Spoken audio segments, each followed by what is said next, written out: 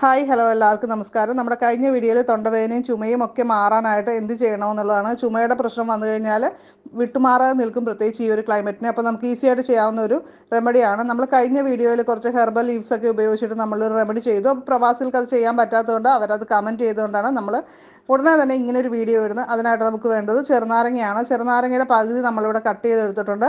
അതിൻ്റെ ആ പകുതിയുടെ നീര് നമ്മൾ പിഴിഞ്ഞ് ഒരു പാത്രത്തിലേക്ക് ഒഴിക്കുകയാണ്.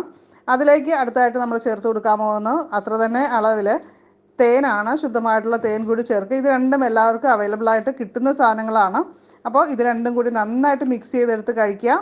ഇത് 3 ദിവസം അടുപ്പിച്ചാണ് കഴിക്കേണ്ടത്. ആഹാരത്തിന് 5 മിനിറ്റ് മുമ്പായിട്ട് കഴിക്കാവുന്നതാണ്. അപ്പോൾ ഈ വീഡിയോ ഇഷ്ടപ്പെട്ട് കഴിഞ്ഞാൽ ലൈക്ക് ചെയ്യുക, ചാനൽ ഒന്ന് സബ്സ്ക്രൈബ് ചെയ്ത് ബെല്ലൈക്കൺ ക്ലിക്ക് ചെയ്ത് ഓളൊന്നുകൂടി സെലക്ട് ചെയ്ത് വെക്കാനായിട്ട് മറക്കല്ലേ.